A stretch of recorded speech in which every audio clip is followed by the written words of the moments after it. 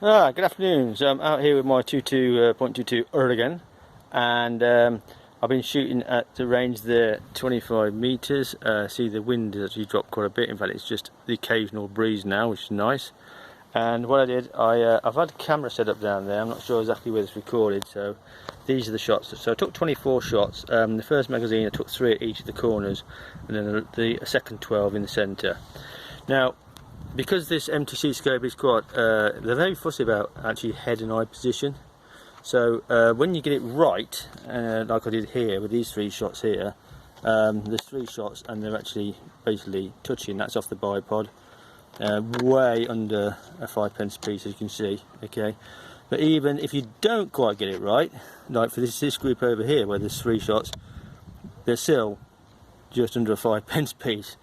That's at 25 meters, okay, off a bipod. The same again here, 3 here, again, well under a 5p piece, and there's 3 there as well, also under a 5p piece. And if you look at the group of 12 in the centre, I did actually REEVES'S out for that one and that one, but the other 10 well under a 5p piece as well, and they're nice and centre as well. So the MTC scope is actually a really good scope. But because I've had to put a razor on this to convert it to dovetail to weaver, it's actually a little bit too high for me at the moment. So I've ordered. My wife's actually bought me the VT3 Compact first focal plane scope, and I've got some medium weaver mounts to fit directly onto the actual rail. So when that arrives, I shall be doing a complete re-zero on that. And this can go back on my Compato, but it's a really fantastic scope. But it's just you've just got to get it set up right, and this is too high for me. So yeah, it's definitely one of my scopes I'm going to keep, because when I'm not using my NTNX sight on my Compato, this will go on for target shooting.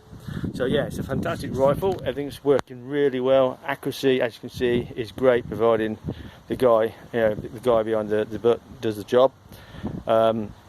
These are express pellets. They're JSB Express. They're 14.35 grain. They have the 5.52mm head. The shot count this, I mean, I've done a 200 bar down to 105 bar, and it's doing 264 shots. I mean, from a 300 bar fill, you expect to get at least 500, maybe 550 plus. Okay, cocking action is lovely and smooth. It's actually getting a bit better the more you use it from new. The trigger, yeah, there is a tiny little bit of creep. I may look at that in the future, but you can see by the actual accuracy that, to be honest, it is a tiny amount.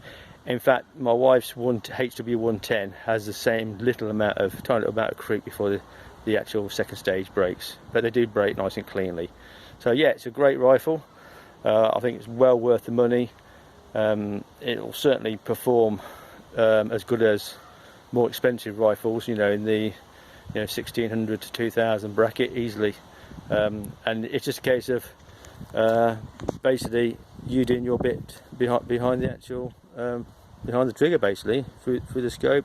Get the scope right, get the right height, get the right eye relief, and you'll put in groups like that. I'll get it down the range sometime, down Kibworth I go to, hopefully get it out to 50 yards, and I don't expect it to be I expect it to be pellet on pellet just the same, to be quite honest, unless it's particularly gusty like it has been the last few days. But at the moment it's just occasional breeze, nice and stable.